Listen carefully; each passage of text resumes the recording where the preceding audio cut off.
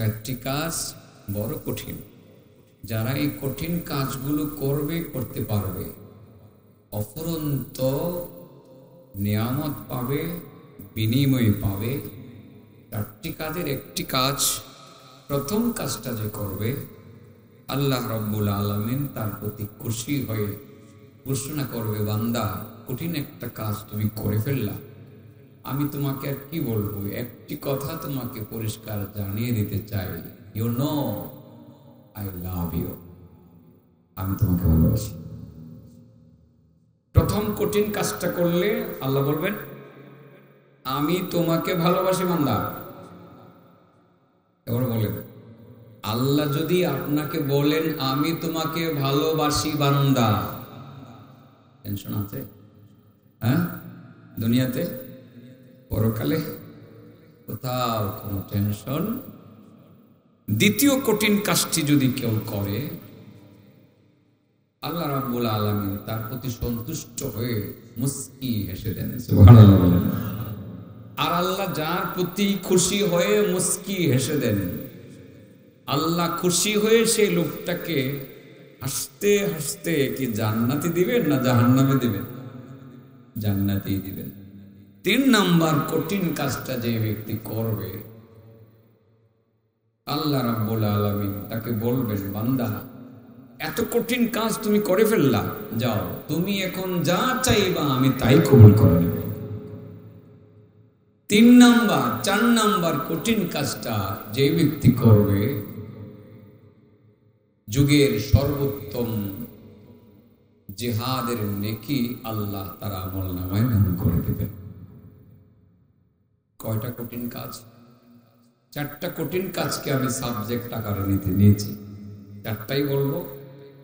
এটা আসলে আমাদের টেকনিক, আল্লাহ আমাদেরকে কিছু হিকমত দিয়েছেন। তো এই 4টা কথা বলতে গেলে আমরা 4 ঘন্টায় বলতে পারি, আবার 40 মিনিটেও বলতে পারি। খুব সহজে 4টা কঠিন বিষয় আপনাদের সামনে আমি তুলে ধরবো, অতঃপর সে 4টা কঠিন বিষয় হয়ে যাবে আপনাদের জন্য একেবারে পান্তালা। আমাদের গ্রামের ভাষায় যেটা আমরা বলি, অনেক সহজ, অনেক সহজ। 4টা কঠিন বিষয় বলবো আমলের নিয়তে শুনবেন তো। প্রথম কঠিন কাজটা করলে আল্লাহ আপনাকে পুরস্কার হিসাবে কি দিবেন? আই লাভ ইউ, বান্দা আমি তোমার ভালোবাসি। আরে মিয়া, ওই যে সকিনা বেগমের ভালোবাসা পাওয়ার জন্য তো কঠিন থেকে কঠিনতম কাজ আপনি করে ফেলেন, হাতের রগ কেটে রক্ত বের করে এখান থেকে লেখেন আই লাভ ইউ। এত কঠিন করতে হবে না। আর আল্লাহর জন্য যে কঠিনটা করবেন, এটার থেকে আরো অনেক সহজ। সকিনা বেগমের নাম বললাম, আল্লাহ জানে কেউ আছে কিনা এই গ্রামে, এমনিতেই বললাম, 14 নাম বললাম আর কি, বোঝানোর জন্য। দেখতাম আগের পাগলেরা নিজের রক্ত দিয়ে নাম লিখতো, ভাই লাভ ইউ। স্কুলের মধ্যে দেখতাম যে এই দেয়ালের মধ্যে লাভ চিহ্ন দিয়ে লেখা হয়ে যেত। ইদানিং মাত্রাটা বেড়ে যাওয়ার যথেষ্ট আশঙ্কা আছে, শিক্ষা কারিকুলাম মারাত্মক ত্রুটিপূর্ণ। এখন বলবো স্কুলে ভর্তি না করে খালি মাদ্রাসায় ভর্তি করে। ক্লাস 6 থেকে ডান্স শিখতে হবে, ডান্স ধর্ম শিখায়, ডান্স নাচা গাইয়া, স্যারেরা ছাত্র ছাত্রী সমানে মিললে একসাথে নাচে। বেহায়াপনা বেলাল্লাপনার সীমালঙ্ঘন হয়ে যাওয়ার যথেষ্ট আশঙ্কা আছে। আর ঈমান রক্ষা করতে হলে মাদ্রাসা মসজিদ ছাড়া আর সুযোগ নেই। যদি কেউ পারে স্কুল কলেজে পড়ে দিনদার হবে, সেটা হবে গোবরে পদ্ম ফুলের মতো, খুব কম রেয়ার কেস হবে। এই শিক্ষা কারিকুলামের বিরোধিতা করি। ক্লাস 6-7 এর মেয়েদেরকে যৌনতা শিক্ষা দেওয়ার কোনো মানে হয় না। আরে এটা তো তার এইভাবে ন্যাচারালি শিক্ষাটা চলে আসে, এটা কেন বই লিখতে হবে? অন্য বিষয় বললাম না, কঠিন বিষয়টাই বলি, গেলাম না ওই দিন। আসলে জবানটাকে তো ধরে রাখা যায় না, এটাও কিন্তু একটা বাজে অভ্যাস। এটা খালি বললে, আমার মা বলতো আর কি ছোটবেলা, যখন বেশি কথা বলতাম, কইতে কইতে মুখ বাড়ে, খাইতে খাইতে পেট বাড়ে। কথাটা জানি না আপনাদের এলাকাতে কেমন, কইতে কইতে মুখ বাড়ে, খাইতে খাইতে। কথা যখন বলতে শুরু করি খালি আসতেই থাকে, এই জন্য এসে পড়ে না বলেও তো পারি না, শিক্ষা কারিকুলাম মারাত্মক ত্রুটিপূর্ণ, যে কেউ সেটাকে পছন্দ করবে না। নাচতে হবে কেন? পরীক্ষার মধ্যে নাচ গান দেখিয়ে নাম্বার উঠাতে হবে কেন? এটা কেমন অশ্লীলতা? মেয়ে যখন স্যারের সামনে নাচে তার ফিজিক্যাল স্ট্রাকচার কি একরকম থাকে? একটু কি চেঞ্জিং হয় না? এটা কেমন শিক্ষা? মাদ্রাসায় ভর্তি করেন ছেলে মেয়ে সবাই। আমি ওই শিক্ষার বিষয়ে আজকে বলবো না, সাবজেক্ট এটা আমি নেই। সম্ভবত ইসলামী শিক্ষার গুরুত্বের উপরে অন্যান্যরা কথা বলে গেছে। একটা কঠিন বিষয়। আমি বলি খুব শর্ট সময়ে, অল্প সময়ে আমি বিদায় নেব, কারণ সত্যি সত্যি আমি আজকে একটু নিয়ম বহির্ভূত কাজ করেছি। 10টায় আমার এখানে থাকার কথা, কিন্তু বৈরূপ থেকে এই রুটটা অনেকটা ভাঙ্গা, আমি আন্দাজ করতে পারি না। 5 মিনিটের জায়গায় আমি কদমতলি থেকে আপনাদের মাহফিল পর্যন্ত আসতে আমার 17 মিনিট সময় লাগবে। অনলি 3 মিনিটের সময় হবে, 3 মিনিট 17 মিনিট সময় লাগবে। রাস্তাটা অনেক ভাঙ্গা, যেই কারণে পারিনি। এরপরে আমার শরীরটা আজকে খুব বেশি খারাপ, আমি কয়েকটা মেডিসিন খাইছি, আরো খাবো। এরপরে একটা প্রোগ্রাম আমার আছে, যদি আমাকে খুব জোরাজুরি করে আমাকে যেতে হবে এখান থেকে সেই নেত্রকোনা, শেষ রাত্রে বয়ান করে রাত্রে থেকে যেতে হবে হয়তো বা, এর বিকল্প নেই। আর যদি না গিয়ে পারি এখান থেকে বাসে।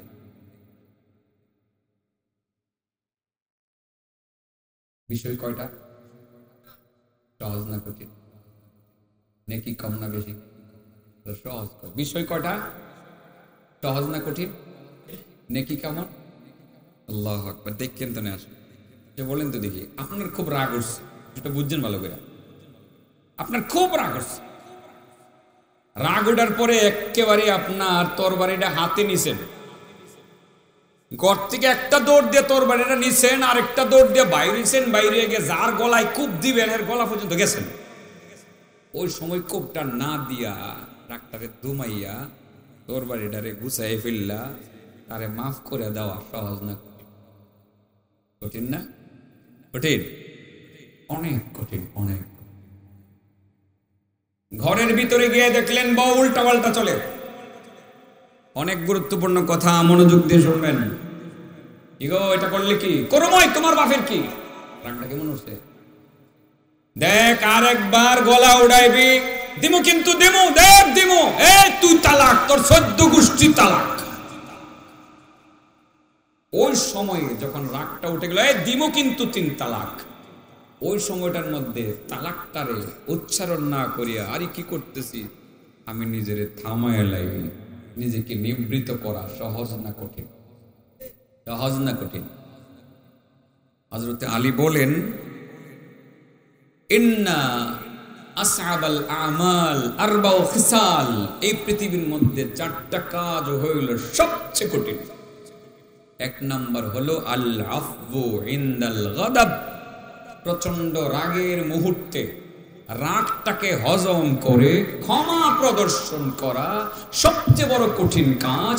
যেই ব্যক্তি এই কঠিন কাজটা করতে পারলো, আল্লাহ তার ভালোবাসার ঘোষণা দেন, তার প্রতি সন্তুষ্ট হয়ে বলেন, বান্দা তুই কত বড় রাগ করেছিলে, মুহূর্তের মধ্যে রাগকে তুই পানি বানিয়ে ফেললি, হজম করে তুই প্রতিপক্ষকে ক্ষমা করে দিলি। বান্দা আমার কাজটা তুই করলি, ও বান্দা তুই মনে রাখিস আই লাভ ইউ, আমি তোরে ভালোবাসি।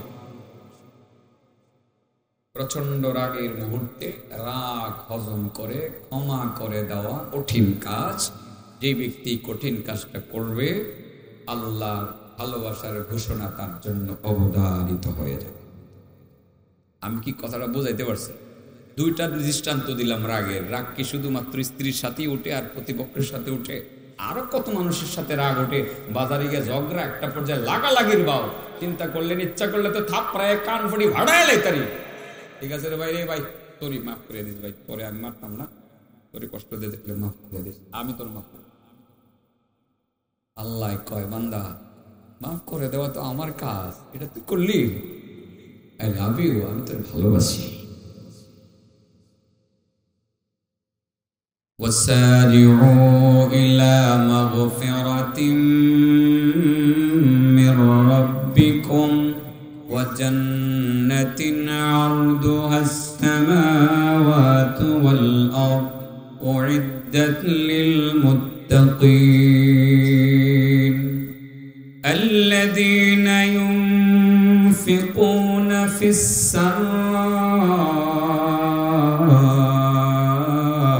والضراء والكاظمين الغيظ والعافين عن الناس والله يحب المحسنين.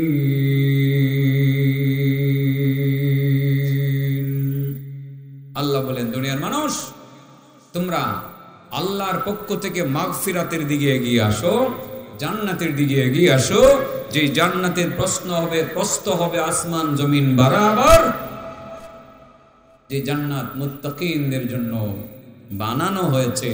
মুত্তাকিন তারা যারা অভাব থাকলেও সাদাকা করে, অভাব না থাকলেও সাদাকা করে, অভাব সচ্ছল অবস্থায় সাদাকা করে, অসচ্ছল অবস্থায় সাদাকা করে, এবং যারা রাগ উঠলে রাগকে হজম করে ফেলে, এবং যারা মানুষকে ক্ষমা প্রদর্শন করে, এইসব কাজ যারা করে, রাগ গুসা হজম করে যারা মানুষকে ক্ষমা করে দেয়, নিশ্চয়ই আল্লাহ রাব্বুল আলামিন তাদেরকে ভালোবাসেন।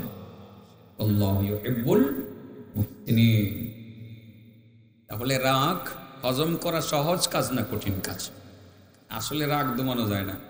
বর্ডারে তালাকটা দিয়ে সাইরা কি করলাম রে, এমন কইছে তালাকটা একটা দুইটা দেয় না, মাঝে মধ্যে আমার কাছে ফতোয়া যায়। আজকেও তো একজনই মা মনে চায় তালাকের ফতোয়া জিজ্ঞেসে। কয়দিন আগে একবার হুজুর আমি তো রাগ করে কইলেছি। কি কইছো? হুজুর আমি কইছি এক তালাক, দুই তালাক, তোর বাপ তালাক, তোর মা তালাক, তোর 14 গোষ্ঠী তালাক। তো হুজুর আমি কি করতাম? আপনার বাহাদুরি আমার বউডার এনে দেন, বউসার বাঁচতাম। 4 মাস আমার পিছে ঘুরছে। বাপ যে টেহা দিলে বুঝি আমি বউ এনে দিতাম। 4 মাস। হুজুর আপনি কি লাগবো? বিদেশ থাকে কইতাম কি লাগবো আমি সব দিব। কাম তো করে বলছো রাগের মাথায়, রাগ করে কূপ দিলে তো কেটেই যায়। আমার কাছে আর কোনো বাও নাই। ওই সময়টাই উত্তেজিত মুহূর্তে যদি কেউ চিন্তা করে, আসলে বোঝে না তো অনেক সময়, রাগের মাথায় তো তালাকটা দে। আর বউটাও এরকম খারাপ, দে তুই, তোর বাপের ক্ষমতা থাকলে দে, তুই এক্ষণ দে, তুই এক্ষণ দে। হ্যাঁ ওকে দিলাম, তোর একটা না 14টা দিলাম, তোর বাপ দাদা সহ সবাই দিলাম। সব রাগ, সব কি?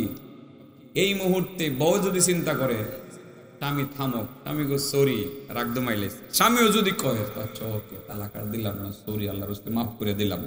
আল্লাহু আকবার। আল্লাহ রাব্বুল আলামিন দুইজনের মাইজি আইসা বলেন, ও আমার বান্দা বান্দি, আমি তোমারও ভালোবাসি, তোমারও ভালোবাসি। যারা রাগ দমন করে, মানুষকে ক্ষমা করে দেয়, কঠিন কাজ নিশ্চয়ই, কিন্তু আল্লাহর ভালোবাসা এতে নিশ্চিত হয়।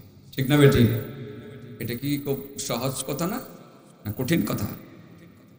সহজ কথা। রাগটা উঠানো এটা শয়তানের কাজ, আর রাগ হজম করা এটা হলো আল্লাহর নবীদের কাজ এবং ওয়ালিদের কাজ। বোঝানোর জন্য কি একটা গল্প বলে ফেলবো? শুনবেন? ভাবছিলাম তো লম্বা করতাম না, তাহলে একটু লম্বা তো হয়ে যাবে, করার তো কিছু নাই। আপনার কষ্ট পাবেন না তো? একটু লম্বা হয়ে যাক না, লম্বা হয়ে যাক। কঠিন কাজ কয়টা? আর 4 নাম্বারটা তো আসলে এই জমানায় আমরা সবাই চাই। ফিলিস্তিনে তো যাইতে পারতেছি না, জিহাদ করতাম, মুজাহিদ হইতাম, পারতেছি না যাইতে, যেহেতু পরিবেশ নাই যাওয়ার, যেতে পারছি না। হযরতে আলী বলেন, তুমি বাংলাদেশের থেকেও সর্বোত্তম জিহাদের নেকিটা কামাই করতে পারবা। একটা কঠিন কাজ করবা, সর্বোত্তম জিহাদের নেকি তুমি কামাই করতে পারবা। কথা কি বুঝে আয়? আমি আসলে আর বেশি কিছু পারি না তো, এরকমই তো কই। আচ্ছা, বোঝানোর জন্য এক নবীর গল্প বলছিলাম ওই দিন, ভালোভাবে বলতে পারি না, আর যে মন খুলে বলতেছি। ওই যে মাগুরা টাকুরা দিই, কই জানি আসর করে দিই, মানুষ ওটা বসা করে। মাইকটা অসুবিধা না, আজকে আবার মাইকটা সুবিধা। এটা কোন মাইক রে? নতুন মাইক, তার সার্ভিস ভালো খারাপ? মাইক ভালো না হইলে আমরা অবস্থা খারাপ হয়ে যায়। সবসময় যারা মাহফিল করাবেন মাথায় রাখবেন যে সার্ভিসটা অবশ্যই ভালো লাগবে, কারণ বলতে বলতে আমাদের এই বুকটা তক্তা হয়ে গেছে। মাইক ভালো না হইলে শেষ একদম। হযরতে আল-ইয়াসা নামের একজন নবী, নাম শুনছেন? ইলিয়াস নবীর নাম শুনছেন তাই না? আল-ইয়াসা নবীর নাম শুনেন? হযরতে আল-ইয়াসা যখন বুড়া হয়ে গেছেন, মুরব্বী হয়ে গেছেন, আল্লাহর কাছে বললেন, আল্লাহ, ভালোভাবে বোঝার চেষ্টা করবেন, আল্লাহ আমি তো বুড়া হয়ে গেছি, আমার মরণের সময় হয়ে গেছে মাহবুদ, যে কোনো সময় আমার চোখ বন্ধ হবে মাহবুদ, আমার পরবর্তীতে আমার স্থলাভিষিক্ত নবী কে হবেন মাহবুদ, যদি একটু আমার একটু দেখাইতা। আল্লাহ কই তোমার মনের আশা তো পূরণ করতে হয়, নবী তো তুমি, তোমার কথা তো শুনতে হবে। আচ্ছা নবী, তুমি একটা কাজ করো, তুমি তোমার উম্মতকে ডেকে এনো, জোর করে তাদেরকে বলো, তাদের কেউ যদি 3টা শর্ত পালন করতে পারে, 3টা শর্ত শুনিয়ে দিবা, 3টা শর্ত পালন করার জন্য সর্বপ্রথম যেই লোকটা অঙ্গীকার ব্যক্ত করবে, তুমি তার নামটা আমার কাছে পাঠিয়ে দিবা, আমি তাকে নবী বানিয়ে দেব। কয়টা শর্ত? 3টা শর্ত কোরআনে আছে, সেই নবীর নাম আছে وإسماعيل وإدريس وذا الكفل كل من الصابرين وأدخلناهم في رحمتنا إنهم من الصالحين। আল্লাহ বলেন স্মরণ করো ইসমাইলের কথা, স্মরণ করো ইদ্রিসের কথা, স্মরণ করো জুলকিফিলের কথা। এই 3জন নবী তারা বড় ধৈর্যশীলের অন্তর্ভুক্ত ছিলেন। আমি তাদেরকে আমার রহমতের সামিয়ানার ভিতরে ঢুকাইছি, নিশ্চয়ই তারা সৎ কাজ সম্পাদনকারীদের অন্তর্ভুক্ত ছিলেন। হযরত আলিয়াসা তিনি দোয়া করলেন, আল্লাহ আমার পরবর্তী নবী কে হবে দেখাইয়ে দাও। আল্লাহ বললেন, আলিয়াসা উম্মতের কাছে 3টা শর্ত তুমি ছুড়ে দাও, 3টা শর্ত যে একসাথে পালন করবে, এটি টাইম পালন করতে থাকবে। 3টা শর্ত পালন করলে, যে পালন করার অঙ্গীকার যে প্রথম করবে, আমি তারে নবী বানাইব। হযরত আলিয়াসা উম্মতকে জোর করলে বললেন, আমার উম্মতেরা বয়স হয়ে গেছে, আমি মারা যাব, আর থাকবো না বেশি দিন। আমার পরে তোমাদের নেতা কে হবে? আমার পরে তোমাদের দায়িত্বভার কার কাঁধে অর্পিত হবে?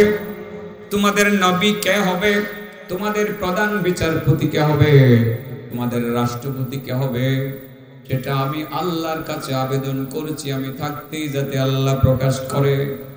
আল্লাহ 3টা শর্ত আরোপ করেছেন, এই 3টা শর্ত যদি তোমরা কেউ মানো, সবার আগে যে মানার অঙ্গীকার করবা, আল্লাহ তাকে নবী বানাইবে।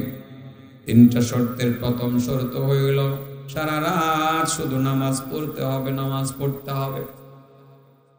অনেক কঠিন, ঘুমাইবে কোন সময়? তাইলে দিনে সারা বাও নাই আমাদের মতো। 2 নম্বর শর্ত, সারা দিন রোজা রাখতে হবে। তাহলে খাবে কোন সময়? রাতের বেলায়। 3 নম্বর শর্ত হলো, জিন্দেগিতে কোনোদিন রাগ গুসা করা যাবে না। কি করা যাবে না? রাগ কঠিন কাজ। রাগ কি? এটাই কিন্তু সাবজেক্ট, ভুলে যান কেনা। এই 3টা শর্ত, এমন কেউ আছো যে 3টা শর্ত পালন করবা, সবার আগে যে বলবা আমি তার নামটা আল্লাহর কাছে বলবো, সে নবী হয়ে যাবে। হযরতে আলিয়াসা বললেন, উম্মত কেউ খারয় না, কঠিন তো আসলে। সারা রাত ইবাদত করুন, নামাজ পড়ুন, আর সারা দিন রোজা রাখুন। আচ্ছা রাগ না করলো, পানির মতো হয়ে থাকলো, কিন্তু এটা কেমনে সম্ভব? কেউ রাজি হয় না। অনেকক্ষণ পরে একজন বুড়া মানুষ, ইনশাআল্লাহ আমি পারবো, অতি সাধারণ খেটে খাওয়া দিন মজুরের মতো দেখা যায়। হযরতে আলিয়াসা নবী তো, উনি ওনারে দেখে কেমন যেন একে নইল না, এটা ডাক্কা দিলে মক্কা যাবো, এটা কেমনে, এটা সারাদিন না খেয়ে থাকবো, সারা রাত জাগে ইবাদত করবো। আর চিকনা মানুষ তো কিছু খিটখিটটা থাকে, রাগ তো কিছু থাকতেই পারে। হযরতে আলিয়াসা একে নইল, চিন্তা করলো, আচ্ছা তারে কইছে, আচ্ছা ঠিক আছে আপনার নাম শুনলাম, দেখি পরের দিন আবার দেখি। একদিন তো আজকে তারে পাইছি, পরের দিন আবার মিটিং কল করলেন, সব উম্মতকে একত্রিত করে বললেন, দেখো তিনটা শর্তের একটা যে কেউ বলবা সবার আগে পালন, তিনটা শর্তের তিনটা শর্ত যে কেউ সর্বপ্রথম পালন করবা বলে অঙ্গীকার করবা, আল্লাহ রাব্বুল আলামিনের সাথে কথা হয়েছে, আল্লাহ নবী বানায় দেব। কে আসো? ওনার কত দেখি না একটু তাগড়া তুগড়া শক্তিশালী, একটু লিটন ভাইয়ের মতো একটু বড় সড়ো পাওয়া যায় কিনা, ভাইনার মতো পাওয়া যায় কিনা দেখি না, একটু ভালো পাওয়া যায় কিনা। পরের দিনও আপনার কেউ কারণ ঘুরে ঘুরে গিয়া বুড়া লোকটাই ইনশাল্লাহ হুজুর আমি তিনটা শর্ত ইনশাল্লাহ পালন করবো। আলিয়া সাহেব এই বেড়া কি নাইল না, আচ্ছা দেখি আরেকদিন দেখি। পরের দিন আবার সবাইকে ডাকলেন, সবাইকে ডেকে বললেন দেখো আজকে শেষ দিন, 3 দিনই সময় আছে, কেউ আসুনি, আজকে সবার আগে একজন বলবা, 3টা শর্ত পালন করবা। সারাদিন রোজা রাখতে হবে, সারা রাত নামাজ পড়তে হবে, আর রাগ গুসা করা যাবে না। কেউ খাবে না, ঘুরে ঘুরে গিয়ে দুর্বল গরিব মানুষটাই খাইছে। এখন তো আর কোনো 3 দিন গেছে, আর তো কোনো প্রস্তাবনা এখানে দেওয়া যায়। 3য় দিনের মাথায় এই লোকের নাম আল্লাহর দরবারে পেশ করলেন হযরত আলিয়াসা। ওগো আল্লাহ, এই বুড়া মানুষটা ছাড়া আর কোনো পাইনি, দুর্বল মানুষ একটা, এই লোকটা ছাড়া আর কেউ 3টা শর্ত পালন করতে রাজি না, লোকটা তো অনেক দুর্বল। আল্লাহ আল্লাহ বলে দিলেন নবী আলিয়াসা, তুমি লোকটাকে দুর্বল ভাবতেছো, লোকটা শারীরিক দিকে দুর্বল হলেও লোকটা ইমানের দিক থেকে তোমার উম্মতের মধ্যে সবচেয়ে বেশি শক্তিশালী। সুবহানাল্লাহ। যাও আলিয়াসা, আমি তাকে নবুয়ত দেওয়ার সিদ্ধান্ত গ্রহণ করিলাম। আল্লাহ চেহারা দেখে, সেই নবীর নাম আল্লাহ নিজে রেখে দিয়েছেন, ও ইসমাঈলা ওয়া ইদরিসা ওয়া যালকিফলি কুল্লুম মিনাস সাবিরিন ওয়া আদখালনাহুম ফি রাহমাতিনা ইন্নাহুম মিনাস সালিহিন। আল্লাহ বলেন ইসমাঈলের কথা স্মরণ করো, ইদ্রিসের কথা স্মরণ করো, জুলকিফিলের কথা স্মরণ করো। তিনি হলেন সেই জুলকিফিল সেই নবী, যে নবী দায়িত্বভার গ্রহণ করেছিলেন 3টা শর্ত মানার। তাকে আল্লাহ ইসমাইল নবীর কাতারে রাখছে, ইদ্রিস নবীর কাতারে রাখছে। ওয়া ইসমাঈলা ওয়া ইদরিস ওয়া যালকিফলি, ইসমাইলের কথা স্মরণ করো, ইসমাইলের কথা স্মরণ করো, ইদ্রিসের কথা স্মরণ করো, জুলকিফিলের কথা স্মরণ করো। তারা বড় ধৈর্যশীলদের অন্তর্ভুক্ত ছিলেন, আমি তাদেরকে আমার রহমতের গণ্ডিতে ঢুকিয়ে ফেলেছি, নিশ্চয় তারা সৎ কাজ করনেওয়ালা ছিলেন। সুবহানাল্লাহ বলেন। এবার তো হযরত জুলকিফিল নবী হয়েছে না, বুড়া মানুষটা নবী হয়েছে না। নবী হওয়ার পর এখানেই তো কাণ্ডটা, এটা বুঝাইবার লাগে ঘটনাটা নিয়ে আসছি আর কি। উনি তো বিচারক। আচ্ছা বলেন তো রাত্রি কি করে আর দিনে কি করে? ঘুম নাই কি? দিনের বেলা ঘুমানো নিষেধ না তো? রোজাদারের কি ঘুম নিষেধ? উনি রাতের বেলা ঘুমান না, কোন সময় ঘুমান? দিনের বেলা ঘুমান। আর দিনের বেলা যেহেতু খাওয়া নিষেধ, রাত্রের বেলা একটা আমি খাই নেন, এ তো কথা। বলেন সারা রাত না ঘুমাইলে, দিনের বেলা ঘুমাইতে গেলে যদি ঘুমে ডিস্টার্ব হয় কেমন লাগবে? উঠবো? দেখা যাক রাগ উঠে না নেই, রাগ উঠে খেয়ে আমরা কিন্তু রাগ উঠে মাঝে মধ্যে ঘুমাইতে গেলে দিনের বেলা যখন এই যে লোকজন এসে বিরক্ত করে, ওরে মানুষের লোকে তো রাগ দেয় দেয় না, ওরে বাড়িওয়ালির লোকে রাগ দেয়। দরজা খুলছে করে এখন আর ঘন্টা 2-1 পরে মোবাইল টোল সব করো, সব ভাও নাই তো, এছাড়া তোর কোনো ভাও নাই, অবস্থা কঠিন। আল্লাহ। হযরতে জুলকিফিল দিনের বেলা ঘুমান, স্ত্রীকে বলেন দেখো কয়েক ঘন্টা আমার ঘুমের সুযোগ দিও, তোমরা আশপাশে কাউকে বৃত্তি দিও না। তাই দরজা টরজা বন্ধ। আল্লাহ নবী মাত্র, হযরত জুলকিফিল নতুন নবী না, মাত্র ঘুমাইছে, যেই মাত্র ঘুমাইছে দরজার মধ্যে গেল, দরজা খুললে দেখে লাঠি বর করে এক বুড়া চাচা আছে, পাগল বুগলি লাগায়া। বুড়া চাচা সালাম দিছে, চাচা মিয়া কেরে আপনি? ঘুম তো দুসমুচায়, ঘুমটা মাত্র লাগছে, ঘুম ভেঙে গেছে, কষ্ট লাগার কথা, রাগ তো করার কথা, কিন্তু রাগ তো করতে না। রাগ করতে পারে না, রাগ করলে তো সমস্যা। চাচা কেন আসলেন বাবা, কেন আসলেন? আসছি যে বাবা, আপনি তো নবী, আপনি আবার প্রধান বিচারপতি, আমার বাড়ির লোকে অমুকের বাড়ি, সে আমার বাড়িটা দখল করে নিয়ে যেতে চায়, আপনার কাছে আসি সালিশ করতাম, সালিশ দায়ের করতাম, বিচার দায়ের করতাম, দয়া করে বিচারটা করে দেন। ঠিক আছে চাচা, কোনো অসুবিধা নেই, মুরব্বী আসছেন আপনি, সন্ধ্যাবেলায়, সন্ধ্যার পরে বিচার করাও কিন্তু ইবাদত। বিচার করা কি? সন্ধ্যার পরে আমার কার্যালয়ে বিচার হবে, এখানে আপনি তাকে আমার কথা বলবেন, আমি প্রধান বিচারপতি বলছি, সে যাতে আসে, আপনিও আসবেন, বিচারটা করে দেব। এবার চাচা ঠান্ডা মাথায় জায়গা কি করে, ঠান্ডা মাথায় জায়গা যাইতে আছে, ঠিক আছে গা। হযরতে যুলকিফল অফিসে বসা, সন্ধ্যার পরে অপেক্ষা করতেছে, বুড়া মানুষটা আসছিল, লোকটা মনে হয় বিপদে আছে, দেখি না আইনি, বিচারটা করে দিই। এই যে অপেক্ষা, বুড়া মানুষ আর আসলো না, এবার কি করবেন বলেন? বিপদ না, আসলো না তো আসলোই না, ভাবলেন যে মনে হয় যে এর মধ্যে মিটমাট হয়ে গেছে, যেহেতু বিচারটা আমার কাছে আসছে, শুনছে, হয়তো বা একটা মিটমাট হয়তো হয়ে গেছে। নবী কিন্তু একদিন ঘুমাইছে না, এবার ঘুম নাগা। পরের দিন স্ত্রীকে বললো, স্ত্রী মেন দরজা তো লাগাইবো, কে সিগারেটও লাগাইবো। কে সিগারেট ছিল কিনা জানি না, আমি বোঝানোর জন্য বলছি, আমাদের এই সময়কার সাথে মিলেই বলতেছে, কে সিগারেটটাও লাগায়। এবার আমরা কে সিগারেটটা লাগাই দিচ্ছি, আজকে যাতে কেউ না ঢুকতে পারে একটু খেয়াল রেখে আর কি, মানে ঘুমাইতে হবে 2-3 ঘন্টা, মোটামুটি ঘুমটা খালি লাগছে আর কি। দরজা খুললে দেখে ঘুরে বেড়া, চাচা আপনি? ও চাচা, হ্যাঁ আমার সমস্যা, কি সমস্যা? তো গতকাল আপনি আসলেন না, গতকাল আপনি বলছিলেন ওকে নিয়ে আসার জন্য, আমি ওর কাছে গেছি, ওরে বলছি, ও পরে বললো যে আপনার বিচার মানে, সে নাকি আমার বাড়ি আর দখল করবে না, আজকে আমার বাড়ি দখল করার পায়তারা করতেছে। কালকে ঠিকই বলছিল, এই জন্য আবার আসছে। ঠিক আছে, আজকে কি আমার কথা বলবেন, সন্ধ্যার পরে যাতে সাথে সাথে আসে, বিচারটা আমি দেখা দিব। আচ্ছা জায়গা পরে গেছে গা। আল্লাহর নবী যুলকিফল এবার অফিসের মধ্যে অপেক্ষা করতেছেন, দেখি আসেনি, আসে না। ঘুম কয়দিন নাই? 2 দিন নাই। কেমন লাগবো? হ্যাঁ কেমন লাগবো? কিটকিটে হয়ে যেত কেন, মেজাজ কিটকিটে হয়ে যাবো। পরের দিন স্ত্রীকে বলছে, স্ত্রী ঘর বন্ধ করো, কিসি গেট বন্ধ করো, বাইরের আউট গেট বন্ধ করো, সব বন্ধ, 2-4-5 ঘন্টা কিন্তু আজকে আর কেউ ঢুকবে না। ঠিক আছে, ঘুমাইছে, যে মাত্র ঘুমটা লাগছে, দরজা খুললে দেখে ঘুরে বেড়া, তার সামনে কালকে যে আসলেন না, বাবা আসছি না, যে না আসার কারণ তো আছে। কারণটা কি?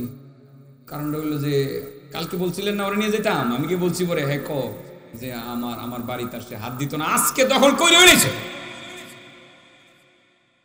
হযরতে যুলকিফল কয় কি সব বন্ধ, স্ত্রী জিগায় কি বন্ধ না, বাইরের ঠিক বন্ধ, ভিতরটাও বন্ধ, কেসি গেট বন্ধ, সব বন্ধ, এইটি মেন গেট হইলো কেন? হ্যাঁ এবার বুঝার আর বাকি নাই, কিও এবার তুই কেটা কেটা সত্য করে কত কেটা পরিচয় দেয়, আগে আসল পরিচয়টা দেয়। ধরা যখন খাইছে, হুজুর আমি তো আসলে এরা তুই 3 দিন যাবতীয় ডিস্টার্ব করতেছিস, কারণ কি? হুজুর আমার তো বিশ্ব জ্বললে বললে মরতেছে, সাধারণ একজন মানুষ, আপনি নবী হয়ে গেলেন, আপনার নামাজ তো আমি সারাই পারতাম না, এটা বুঝছি, রোজাও সারাই পারতাম না, ভাবছিলাম দেখি একটু ঘুমের মধ্যে ডিস্টার্ব করে একটু রাগটা নিয়ে উঠাইতাম পারি, রাগটা যদি উঠাইতাম পারি তাহলে তো 3 নম্বর শর্তটা লঙ্ঘন হলো, আর 3 নম্বর শর্তটা লঙ্ঘন হলে তো আল্লাহ আপনার প্রতি নারাজ হয়ে যাবো, নবুয়তের দফতর থেকে নামটা কাটতে দিব, আর তখন আমার তো একটু ভালো লাগলো, হইলে এই কারণে রাগটা উঠাইতে পারছি। রাগ ওঠানো কার কাজ? রাগ দমন করা কার কাজ? আল্লাহ ওয়ালাদের কাজ। বুঝাতে পারছি? রাগ দমন করা কঠিন, রাগের মুহূর্তে রাগটাকে দমন করে ক্ষমা করে দেওয়া বড় কঠিন, কিন্তু এই কাজটা যে করতে পারলো, আল্লাহ রাব্বুল আলামিনের ভালোবাসার ঘোষণা সে পেয়ে গেল। সুবহানাল্লাহ। ওয়াল কাযিমিনাল গায়জা ওয়াল আফিনা আনিন নাস ওয়াল্লাহু ইউহিব্বুল মুহসিনিন। যারা রাগ দমন করে, গুসা যারা হজম করে যারা মানুষের প্রতি ক্ষমা প্রদর্শন করে, আল্লাহ রাব্বুল আলামিন এই সমস্ত মানুষ মুহূর্তে তুমি রাগ হজম করেছো, রাগ হজম করে তুমি প্রতিপক্ষকে ক্ষমা করে দিয়েছো। ও আমার বান্দা বান্দি, এখন থেকে জেনে রাখিও আমি আল্লাহ তোমরা দুইজনকে ভালোবাসি। সুবহানাল্লাহ। বাবা রাগ দমামু এগুলো কি ওয়াজ হয়? ওয়াজ হইতেছে একটা নাকি অন্যদিকে বললে একটু ওয়াজ হইবে? আমার কাছে এগুলো ওয়াজ লাগে, এই জন্য আমি এগুলো বলি আর কি। গেল কানি একটা গেছে গা। 2 নম্বরটা কইতাম। 2 নম্বরটা হলো এমন কঠিন কাজ, যেই কঠিন কাজটা করলে পরে আল্লাহ খুশি হইয়া হেসে দেন, খুশি হয়ে হেসে দেন, হেসে ফেলেন। এটা কোন সময়? আলী বলেন 2 নম্বর হলো, 1 নম্বর হলো আল আফু ইনদাল গাদাব, রাগের মুহূর্তে রাগ হজম করে ক্ষমা করে দেওয়া কঠিন কাজ। 2 নম্বর হলো ওয়াল জুদু ফিল উসরা, বড় দূর অবস্থায়, অভাব অনটনের অবস্থায় পকেট থেকে বের করে 1টি টাকা দান করা বড় কঠিন কাজ। নিজে খাইতে পার না, পকেটে আছে 10 টাকা, 10টা টাকা আছে, ছেলে মেয়ে খাইব কি? ভিক্ষুক খাইছে, হাত পাচ্ছে। চিন্তা করলেন যে পকেট থেকে অভাবের মুহূর্তে টাকা বের করে মানুষকে দেওয়া কঠিন না? দিয়ে দিলেন। আল্লাহ খুব ব্যাপার দেখছো নাকি? খাইতে হয় না, টুইরে দেয়। কঠিন কাজটা করে ফেললো আমার বান্দা, নিজে অভাবী, এরই মধ্যে 1টি টাকা বের করে সে অভাবী আরেকজন অভাবীকে দিয়ে দিল, কঠিন কাজটা করলো। আল্লাহ ফেরেশতাদেরকে নিয়ে হাসাহাসি করে বলেন, ফেরেশতারা সাক্ষী থাকিস, আমার এই বান্দাটা চরম দুরবস্থায়, তার পকেট থেকে 1টি টাকা বের করে দিয়ে বড় কঠিন কাজ করেছে। আমি তার প্রতি খুশি হয়ে গেলাম। খুশি হয়ে আল্লাহ খুশি হয়ে তার প্রতি হাসতে হাসতে থাকেন। সুবহানাল্লাহ। যে বান্দার প্রতি খুশি হয়ে আল্লাহ হেসে দেন, সেই বান্দাকে আল্লাহ হাসতে হাসতে জাহান্নামে দিবেন না জান্নাতে দিবেন? অভাব কিন্তু সবারই কম বেশ আছে। অভাব থাকলেও ইনশাআল্লাহ সাদাকা করবেন তো ইনশাআল্লাহ। কটা গেল? আমি শেষ করছি, 2 মিনিটে শেষ করছি। পরে যিনি আসবেন ওনাকে নিয়ে আসেন, আর অন্যান্য কাজ আছে। 2টা গেছে কেনা? 3 নম্বর, যদি নির্জন পরিবেশে কেউ যদি আপনাকে না দেখে, কেউ দেখবে না, সিসি ক্যামেরা কেউ ফাঁকি দিতে পারলেন, এমত অবস্থায় যদি 1 কোটি বা 10 কোটি টাকা চুরি করার সুযোগ থাকে, দুনিয়ার কেউ জানবে না, নির্জনে কেউ দেখবে না, এই সময়ে কেউ দেখবে না, ক্যামেরাও দেখবে না, গোয়েন্দাও দেখবে না, কেউ দেখবে না, 1 কোটি টাকা চুরি করার সুযোগ আছে নীরব পরিবেশে। সেই সময় যদি কেউ চিন্তা করে যে না, আমি এই অবস্থায় সে চুরিটা করব না, নির্জন পরিবেশে অন্যায়, যে ব্যক্তি অন্যায় করার সুযোগ থাকা সত্ত্বেও, চুরি করার সুযোগ থাকতেও, কোটি কোটি টাকার হাতছানি আছে, হ্যাঁ কোটি কোটি টাকা এই হাতছানি থাকার পরেও যেই ব্যক্তি এই কোটি কোটি টাকার দিকে ভ্রুক্ষেপ করলো না, অত্যন্ত কঠিন কাজটা করলো, যে ব্যক্তি কঠিন কাজটা করলো, আল্লাহ রাব্বুল আলামিন তার প্রতি খুশি হইয়া বলেন, বান্দা এবার তোর মনে কি চায় তুই কয়, আমি কবুল করে নেব। নির্জন পরিবেশে রাতের অন্ধকারে সুন্দরী নারী পেয়ে অন্যায় করার সুযোগ আছে, এই মুহূর্তে চিন্তা করলো যে না, আমি আল্লাহকে ভয় করি, সুযোগ আছে সুন্দরী নারীর সাথে অন্যায় কাজে লিপ্ত হওয়ার, কিন্তু আমি করব না। যে কাজটা করলো না, কঠিন একটা কাজ করলো, আল্লাহ রাব্বুল আলামিন তাকে বলে দেন, বান্দা ইচ্ছা করলে তো তুই পাপটা করতে পারতে, তুই করস নাই, কঠিন কাজ তুই করলি, বান্দা তোর প্রতি খুশি হয়ে গেলাম, এবার কি বলবে তুই বল, তোর মনের আশা আমি পূরণ করা। মনে আছে না সেই গুহার ভিতরে আটকা পড়ছিল 3 বন্ধু? আম হাসিবতা আন্না আসহাবাল কাহফি ওয়ার রাকিমি কানু মিন আয়াতিনা আজাবা إذ أوى الفتية إلى الكهف فقالوا ربنا آتنا من لدنك رحمة وهيئ لنا بأمرنا رشدا। আল্লাহ বলেন, আসহাবে রাকিমের কথা স্মরণ করো। 3 বন্ধু গুহায় পড়ছিল, ফাঁকা হইতেছিল না, সে পাথর আবদ্ধ হয়ে পড়েছিল। লাস্ট বন্ধু বলছিল, আল্লাহ আমি তো একটা সুন্দরী নারীরে পাইছিলাম, ইচ্ছা করলে পাপ করতে পারতাম, মাবুদ তোমার ভয় করি নাই, কঠিন কাজটা আমি করে ফেলেছি, আল্লাহ এটাকে উসিলা করে আজকের দিনে মুসিবত থেকে তুমি রক্ষা করো। আল্লাহ রাব্বুল আলামিন কিন্তু সেই কথাটা স্মরণ করে দোয়া করার কারণে গুহার সেই মুসিবত থেকে মুক্ত করে দিয়েছিলেন, ঠিক না বেটে? 3 নাম্বার, সুন্দরী নারীকে পেয়ে যারা অন্যায় কাজ করে না, বড় কঠিন কাজটাই সে করলো, এই কঠিন কাজ যারা করবে আল্লাহ তার দোয়া কবুল করে। কয়টা গেল? ওয়াজটা কি আসলে কঠিন হয়েছে? দরকার আছে কথাগুলো।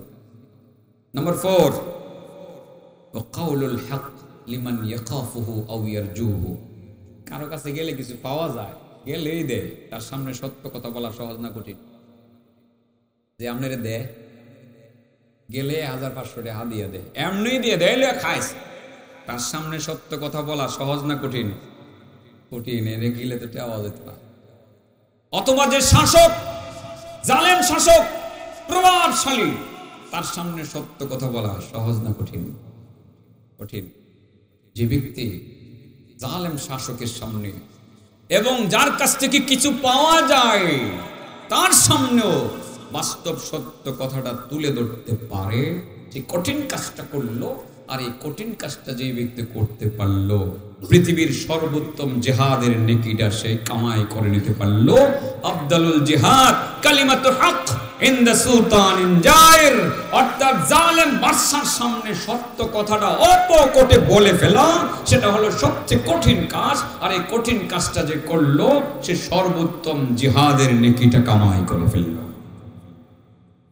সত্যকে সত্য, মিথ্যাকে মিথ্যা, জালেমের সামনে সত্য অপকটে স্বীকার করতে হবে এবং বলতে হবে। বলবো তো ইনশাল্লাহ সবাই? আচ্ছা, সবচেয়ে কঠিন কাজ কয়টা বলছিলাম? 1 নাম্বার, কি করা? রাগ দমন করা কঠিন। যে ব্যক্তি রাগটা দমন করে, ক্ষমা করে দিল, আল্লাহ তাকে ভালোবাসে। 2 নাম্বার কি বলছিলাম মনে আছে নি?